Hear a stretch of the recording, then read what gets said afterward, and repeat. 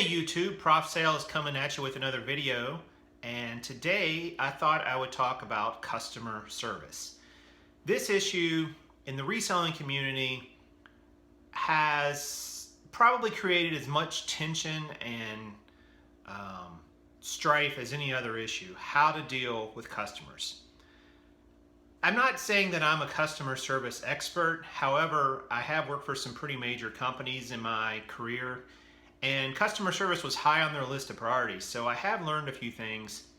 And I think some of the things I've learned I can share with you that hopefully will help you in your reselling business to deal with customers. So let's get right to it. The first question is, who are they? Who are customers? Well, some resellers I think seem to think that customers are this brand of people that are from another planet. They're not like you and me. They're not like anybody else they've ever met. They have these unreasonable demands and expectations, and it's up to us as resellers to meet them, and we're never going to be able to meet them all. This couldn't be further from the truth. Customers are people just like you and me. In fact, you probably have been a customer of a reseller at some point if you've bought anything online in the last several years. So they're no different than any of us. Keep that in mind.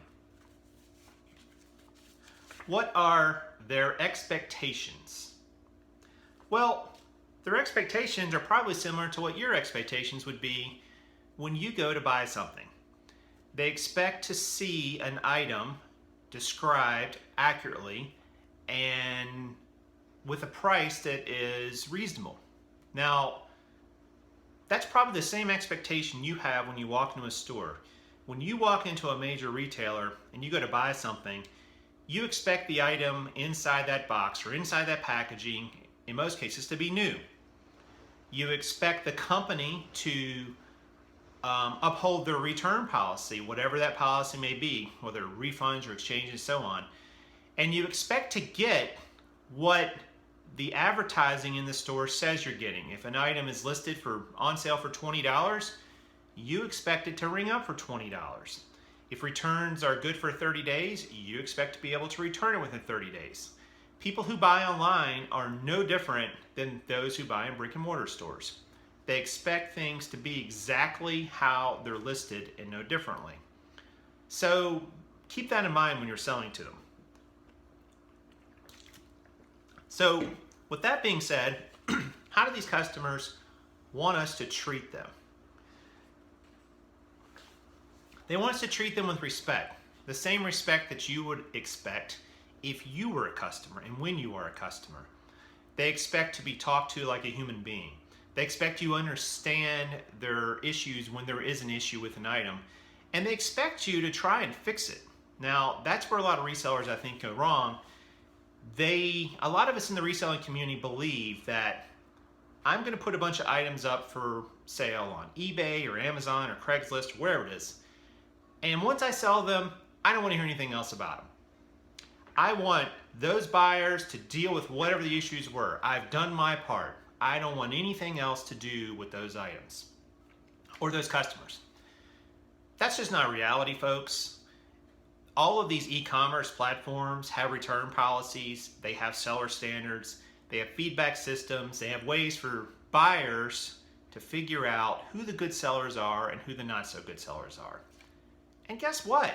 That's great news. That's great news for those of us out there who are trying to do it the right way, who are trying to give a great experience to our buyers, because we're going to benefit from that. We're going to look better than those people who have terrible feedback and fight with customers and just make for a horrible experience. So keep that in mind. They want you to treat them as human beings.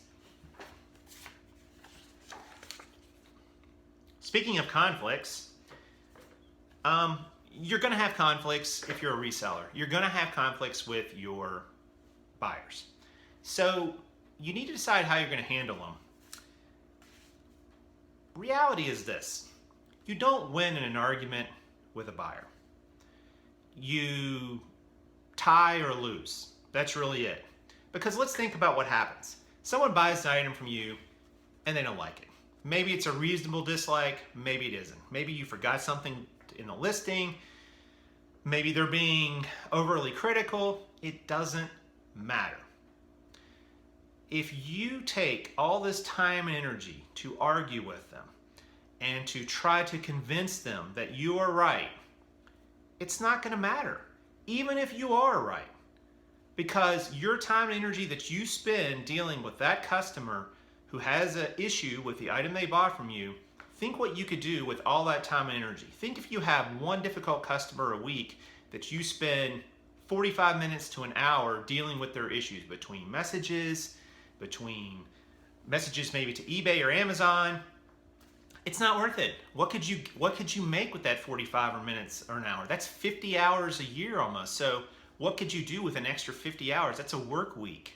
Instead, you're spending all this time fighting with someone who, at this point, the relationship has been a little bit soured. You may not be able to save it anyway. You may not be able to turn them into a good customer. So that's what we used to try to do in retail sales, is make a difficult customer into a good customer if we could. But ultimately, if we couldn't, we had to give them to someone else and make them their customer. Sometimes that happens. But if you spend all this time arguing with them, think about what you could have been doing to improve your business. You could have been outsourcing. You could have been listing items. You could have been educating yourself to become a better seller. It's not worth the conflict. So keep that in mind when you're dealing with customers. Figure out a way to resolve the issue and move on, whether it's a refund, a return, what have you. Apologize, even if you're 100% in the right. Doesn't matter. Because there's a chance this person will order from you again. And let's remember something. Customers are human beings. So they have human problems just like we all do. Sometimes when your item shows up in the mail, they've just had a fight with their husband or their wife. Maybe their kids are driving them nuts. Maybe they got some bad news at work. Maybe they have a sickness. Anything could happen. And all those issues shouldn't spill over into their interaction with you, but they do. And they do for all of us because we're human and we make those mistakes. We take out things on other people that really isn't their fault. And sometimes we go way overboard. So keep that in mind. What are some examples of customers and conflicts maybe that I've had and I can describe to you? I've had a couple. When I first started reselling, I had someone who bought I want to say it was a Walt Disney shirt. I don't remember 100%, but I think it was a Walt Disney shirt. And they gave me positive feedback. This was on eBay. They gave me positive feedback, but they noted in the feedback that, shirt was more worn than it should be. So I was a pretty new seller, and I thought, well, that's odd. Why would they give me positive feedback if they didn't think the item was accurately described? I reached out to them and said, hey, I noticed that you gave me positive feedback. I'm just curious, though, why you put a seemingly negative comment in the comment field. They messaged back to me and said, are you serious? Are you kidding? This shirt came to me and it wasn't washed and there were strings hung from it and they should have been cut off. And I've been a seller for years on eBay and I would have never sent something to someone in that sort of condition. I was taken aback. And researching this particular buyer a little bit more, I learned that they had left similar feedback to many other sellers in recent history. And yes, they had in fact been a seller on eBay for quite a while. Looked like they had a lot of feedback in that too. But they always fought. I noticed, this is what's so funny. I looked at their feedback for when they were a seller on eBay and when a buyer had an issue with them. And they fought tooth and nail with every buyer and they accused one buyer of being too fat for the clothes they sold him, and that's why they gave him a negative. I mean, can you imagine? You talk about alienating a buyer, and not even just alienating one buyer, they're alienating every buyer who reads that. I would never buy from someone who sent that or had that kind of feedback. So I learned really quickly that this particular person was not someone that I would probably keep doing business with. I actually did add them to my block list, and I didn't send them another message. What was the point? What was going to change? Nothing was going to change. I had to suck it up and deal with it. It was a positive, thankfully, but it did kind of stick in my craw a little bit for a while until I realized who I was dealing with. And there was just no way to turn that person into a better customer. So I'll let them be someone else's customer. And don't sweat it. What's the point? It's just wasted energy. So that's one example. I've had many others. I've had examples where I've screwed up listings. I didn't list something, or I typed it in incorrectly. So in those cases, when someone got something, I remember one lady, she bought a pair of jeans from me. And I believe I put the wrong inseam in the item specifics. And it was off by 3 inches, which if you've ever worn jeans, you know, a 3-inch difference in the inseam is huge. You can't wear it if it's that far off. She was right. I looked back at my pictures and I made a rookie mistake. I had looked at someone else's listing for that particular pair of jeans and did a sold as, or a sell similar, and I forgot to change the item specifics regarding the inseam. 100% my fault. 100%. She sent me a message and said, hey, you know, these are not the inseam that you said in the title, or you said in your listing in the item specifics. They're definitely different. And they were. My picture showed that they were from the listing. It showed a tape measure on the inseam, and I could see that I was off by 3 inches. She said, I can't wear them, you know. I can return them if you want. I thought about it for a moment. This lady lived in Hawaii. I'm on the East Cost. This was going to be an expensive return for her. She's going to have to take the items and pack them up and ship them and send them all the way back to me. And I thought to myself, what can I do here? Can I save this somehow?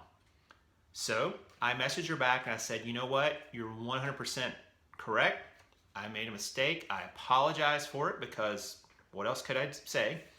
And I told her, I'm going to refund your money and I would like for you to keep the jeans. Keep the jeans and maybe you can find a better use for them. I heard from her about a day later and she said, oh, thank you so much for that. I really appreciate it. It stinks that I couldn't wear the jeans because I really like them. She said, but I'm going to donate them to a local women's shelter. So hopefully someone will get some benefit out of them. Guess what? Positive feedback on that sale. Didn't have to do a return. Didn't have to have the buyer, you know, go through all the steps to package it up and ship it to me. She got her money back instantly through PayPal. I got positive feedback on it, even though I sent her an item that I screwed up the listing. These people are not your enemy, the customers. They are the reason we are in business. Without them, there is no reseller community. There are no resellers. With no one to buy your items, you're out of business. So if you think customers are a pain, and if you think customers are difficult to deal with, and you just wish that they would go away or act so much differently, reselling might not be for you, because you're going to deal with people who have problems with your items that were your fault and problems with your items that weren't your fault. You're going to deal with people who are mad and upset in their own personal lives and take it out on you as a seller. You got to let it just, wash right off your back and not worry about it. A lot of times, I would say 100% of the time, it's not personal. You don't know these people. You haven't met them. You're not likely to ever meet them. This is a sale that's conducted anonymously for the most part. They just know you as a list of feedback and a name on a screen and an email address. They know nothing about you, know nothing about them. And all they know is, did I get from this person what I wanted to get? And when they don't, they're going to get upset. Rightfully or wrongfully, doesn't matter. Doesn't matter. Deal with it. Find a way to try to placate them and keep them as a customer. I always tell people when they find an issue or have to do a refund, I say, hey, sorry this didn't work out, even if it's a refund that was their fault, maybe it just didn't fit or they didn't read the listing. That happens a lot and they have to send it back. I tell them, hey, thanks for shopping with me. Check back. I'm getting items in all the time. Maybe we can find something in the future that will work for you. They've already bought from you once. Why not keep them as a customer if there's no tension or anything like that? They send the refund back to you. Once you get it back, you refund the item and you relist it. It takes 10 seconds and it's back and upselling again. What have you really lost there? And you've got someone who will buy from you again, who can follow you, who can keep an eye on your listings and so on. And they will appreciate the fact that you treat them with respect, you respected their time, you respected their money, you respected their feedback, and you have a shot at them buying from you again. There's no reason to alienate people who honestly are there to help make you wealthier, to keep you in business. So don't do it. There's just no reason. So keep all those things in mind when you're dealing with customers, customer service. I hope that this video has been useful to you. If you like it, please subscribe to my channel or leave me comments down below or a like on this video. I would really like to hear from you. And until next time, this is Prof Sales saying good sales to you.